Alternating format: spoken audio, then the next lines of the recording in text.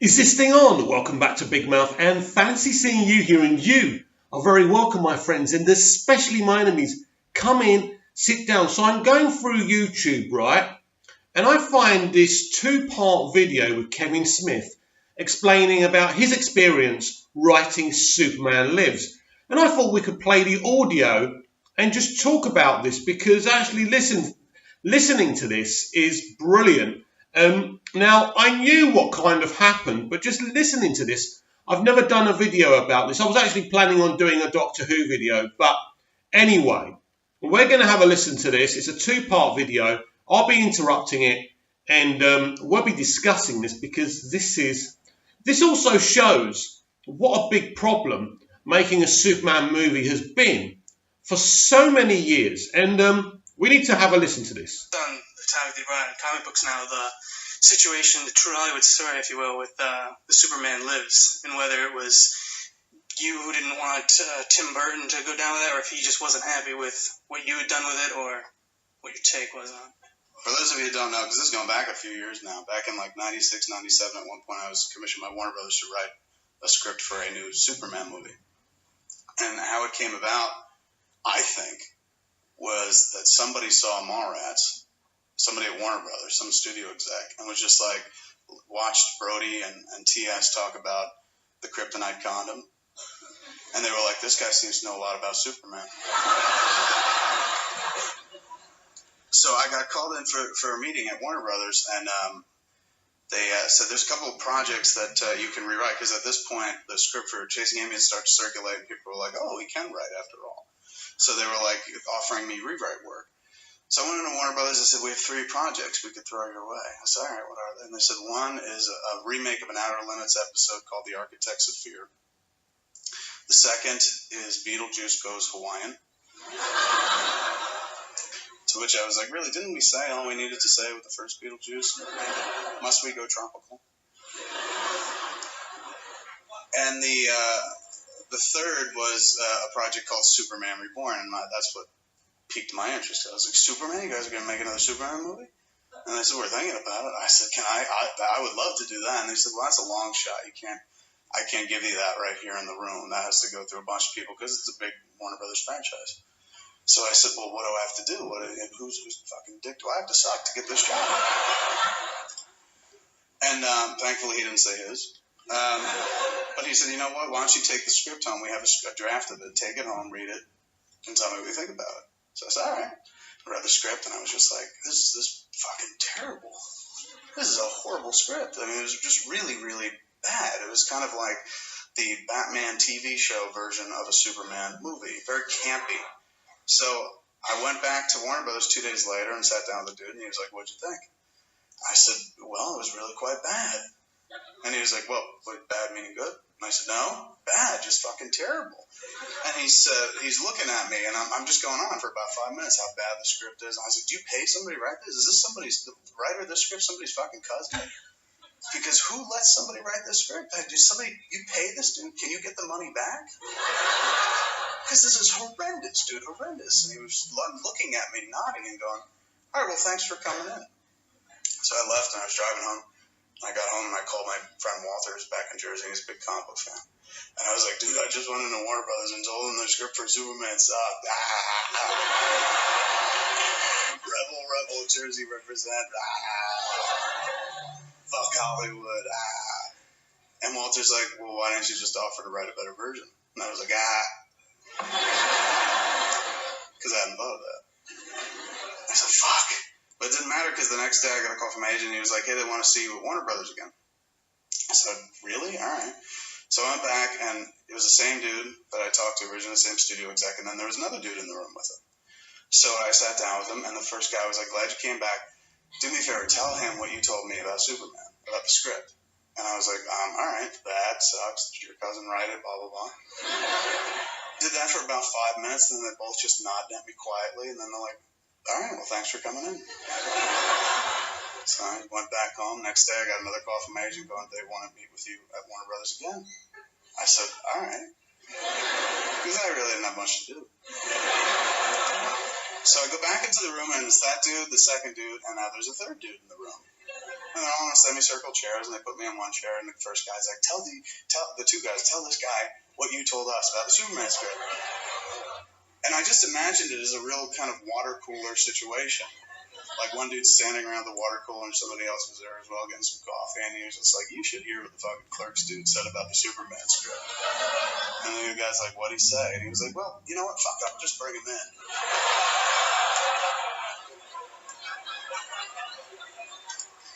So I told him again, and it went on like that. It went on like that for almost a whole straight week. I would go back, there'd be another person in the room. And I kept saying the same shit over and over. Finally, I got to the guy at the top. It was Lorenzo de Bonaventura. Now there's like 6 to 8 guys sitting around a large table with Lorenzo at the one end and me at the other. And they're all like, tell Lorenzo what you told us about Superman. And so I launched into my spiel and shit. And Lorenzo's the first guy that was like, well, what would you do differently?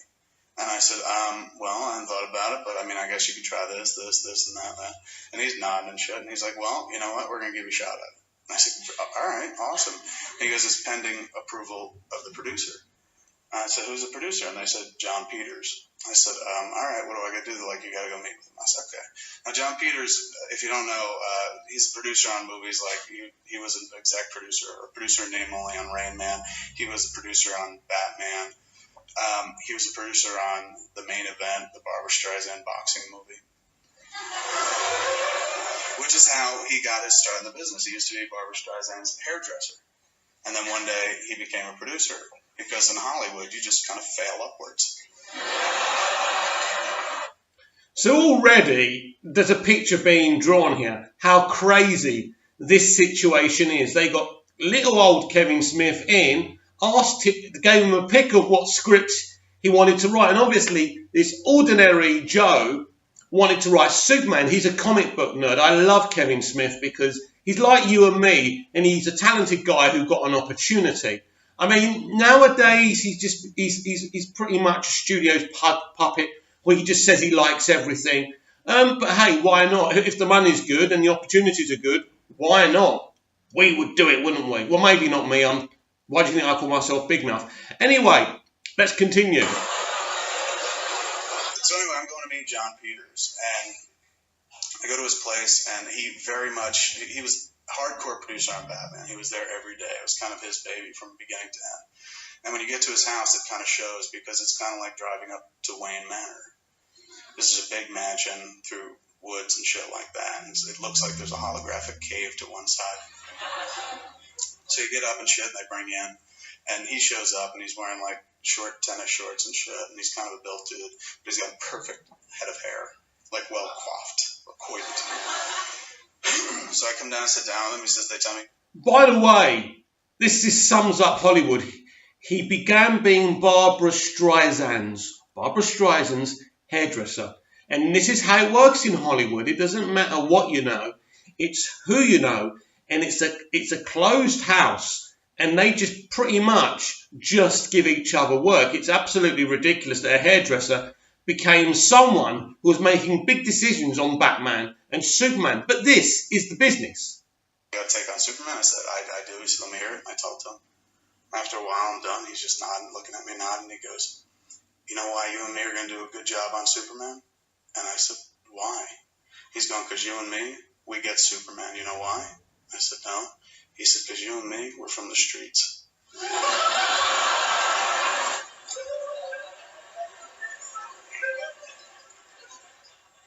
Now, I grew up in suburban New Jersey.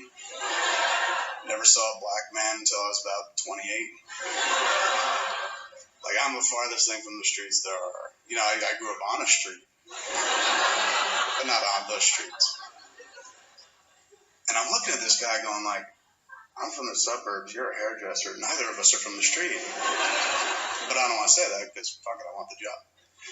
So I said, who would you see playing Superman? And he said, if I had to cast it right now? I said, well, yeah. And he said, Sean Penn. And I was like, Spicoli? Because it was an interesting choice. And he's like, yeah, did you see Dead Man Walking? Because that was out at the time. And I said, yeah. And he's going, well, look in his eyes in that movie. He's got the eyes of a violent, caged animal, of a fucking killer. And I was like, dude, it's Superman.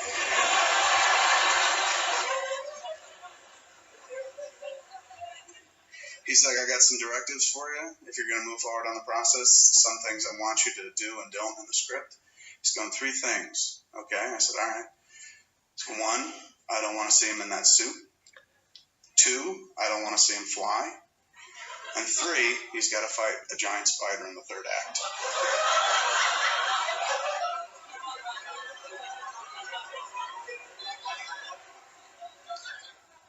And I'm like, let's go back to 1. When you say you don't want him in the suit, he's like, don't want to see him in it. Don't want it. Looks too faggy, he goes. And I was just like, no fags on the street, I take it. Well, I don't say that because I want the fucking job. So he said, flying, I don't want to see him fly. I said, well, that's kind of the suit and flying defines Superman. So don't want to see it, don't want to see him fly. No scenes where he's flying around carrying people, horseshit. I said, all right, no flying. I said, but the giant spider intrigues me.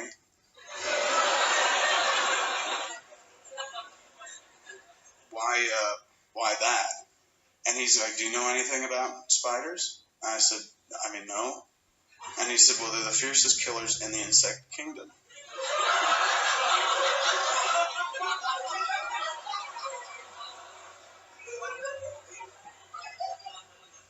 And I was like, what's that to do with our non-flying Superman? And he said, because there's going to be a scene in this movie, a scene that I want. When I saw King Kong when I was a kid, there's a scene where the doors open up and King Kong's revealed. And it's a real big moment. I want that moment in this movie. I want some doors to open up with big fucking spiders there. So I was just like, all right.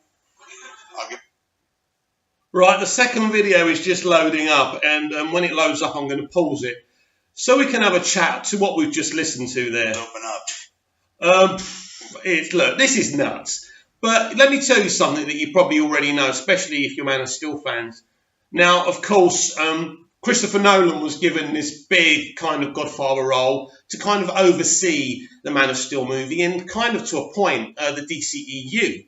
And so he brought in Zack Snyder and everything. So what happened was when Zack was doing Man of Steel, he didn't want any producer types on the set. He didn't want anyone interfering on his David S. Goyer's and Zack Snyder's vision for Man of Steel.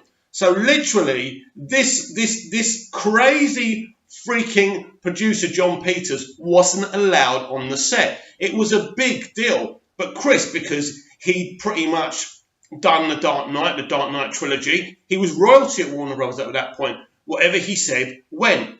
But did you notice in Man of Steel, Supes is kind of fighting that kind of world engine thing that kind of looks like a metallic giant spider. I mean, he's got kind of grapples and stuff, hasn't he?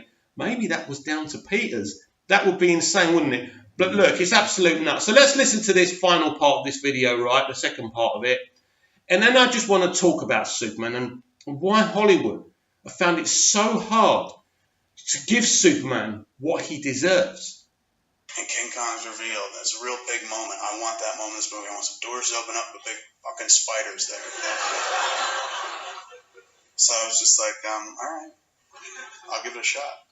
So I went back to Warner Brothers and sat down with them, and they said, we heard from him, he likes you, we're going to hire you, you're going to move forward. Did he bring up the spider? I said, he did. He brought up the spider. He tell you guys about the spider? They're like, every day with the fucking spider. I said, what should I do? They're like, just do it, but try not to call it a spider. Can you call it something else? And I was just like, Thanagarian snare beast? And they're like, go.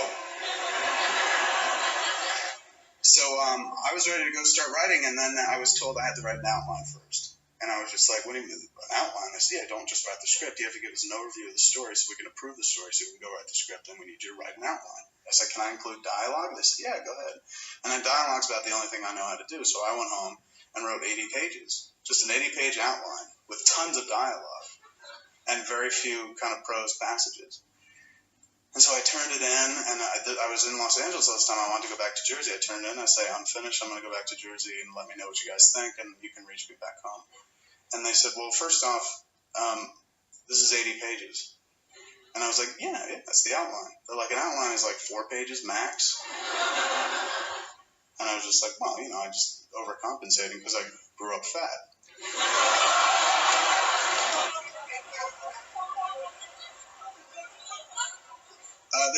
know, if you can't leave, you got to stick around here and read John the outline. And I said, what do you mean, read John the outline? They said, yeah, he likes to have the outlines read to him by the writer. I said, what, do I got to fucking tuck him in when I'm done, too? So I go back up to fucking Wayne Manor. I sit down with John, and John puts me in a chair, and he's got a couch in this huge fucking living room. He lays down on the couch, and he goes, and I said, what's with that? And he's like, I like to visualize the movie while it's being read to me. So I'm looking at it up here. He was building a little screen in his mind's eye. This was a screen. So I was just like, all right, here we go. And I start reading. And since it's Superman, you know, you tend to use the term Superman a lot. I didn't want to keep doing that. It gets a little boring. So being a comic book fan, I changed it up. Called him Kal-El when he was on Krypton, you know, Man of Tomorrow, Man of Steel, shit like that. So I'm reading the first few pages when he's on Krypton when he's a baby, because I have to redo the origin. And it's Kal-El this, Kal-El that, blah, blah, blah, blah. He's like, wait a second. Who the fuck is Kal-El? And I was like, Kal-El is Superman. He's going, all right. Why? And I was like, that's his Kryptonian name. He goes, I'm like, Krypton's where he's from? He's like, right, fucking planet. Boom. All right.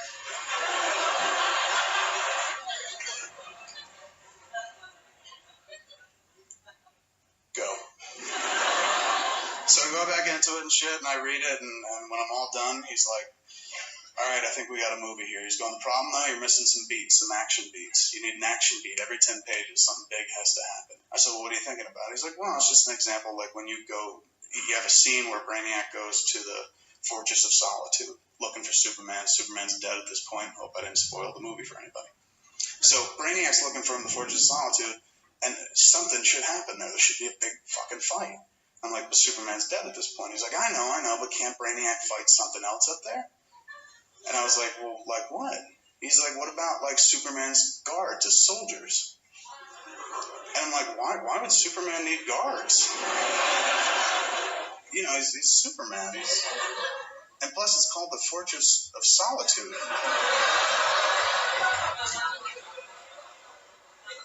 Nobody's up there.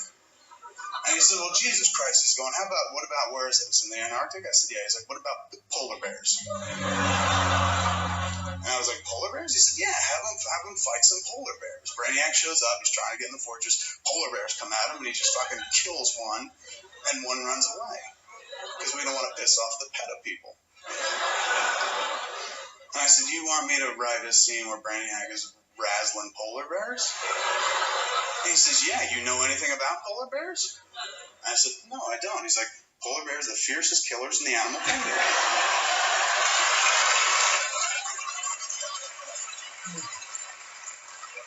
And at this point, I'm just like, this dude has way too much access to the Discovery Channel.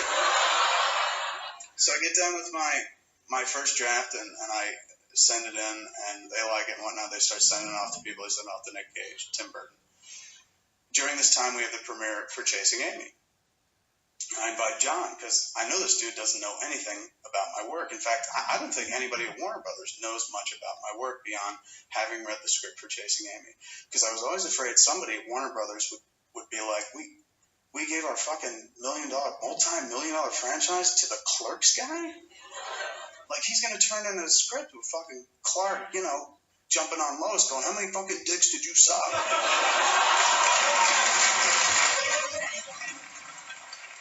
So I figured it was fair to kind of invite the producer of the movie I was writing to see my new movie.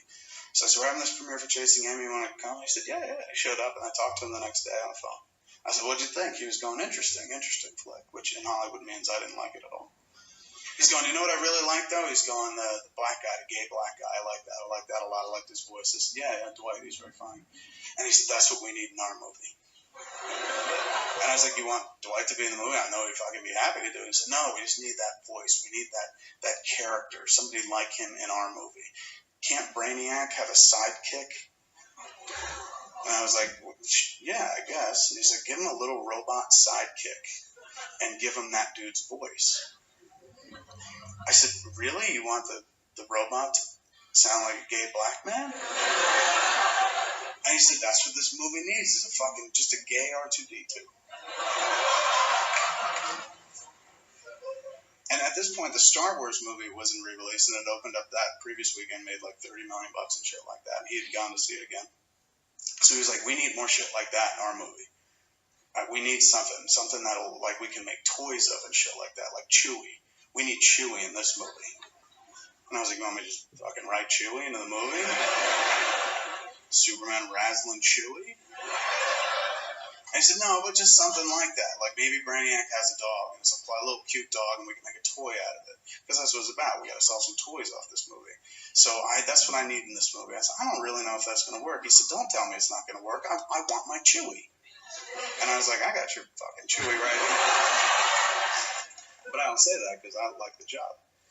So Tim Burton and Nick Cage sign on based on my draft. And I was kind of excited. I said, that's kind of neat. You know, fucking Tim Burton, Batman, and Nick Cage, you know. Fucking Nick Cage. But when Tim Burton got signed onto the project, Tim Burton signed a pay-or-play deal, which essentially means no matter what happens, Tim Burton gets paid whatever his directing fee was. I think at that point it was $10 million, $5 to $10 million. Tim Burton, once he signs the deal, turns around and says, I'm going to bring on my guys to write the script. And the Warner Brothers guys were like, well, what about the script we're developing? And he said, I don't want to use that. I want to do my own script. Presumably a version of Superman where he has scissors for hands.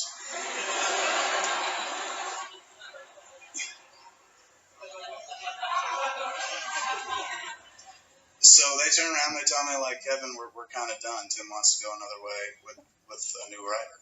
And I was like, all right. You know, I wasn't really that upset. I didn't feel, because I'd worked on it for 2 drafts, and I got to hang out with a really fucked up kooky dude. A dude who I can tell stories about for the rest of my life. And, like, they paid me a lot of money to do it. Like, I would have done it for free, but I didn't tell them that. But they paid me a bunch of money to do it. And it was just fun. Like, I got to work on Superman. I got incredible access into the DC archives and shit like that. And people would give me free Superman shit all the time because I was working on it. And then I got shit canned off and I started throwing Superman stuff away because who needs to be reminded? But I was really reminded the next summer when I went to the movies and saw a movie that John Peters had produced. And it was called The Wild Wild West.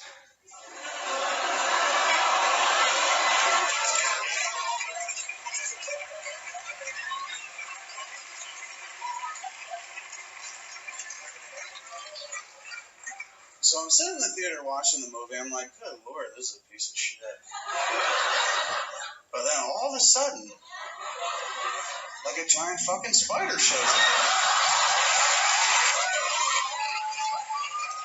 It's just unbelievable. And if you didn't hear it and you didn't know it was Kevin Smith, you think this guy's just bullshitting. How is any of this true? I mean, it's freaking nuts. But then, if we go back 20 or 30 years, you see Superman's always had crazy people working on his films.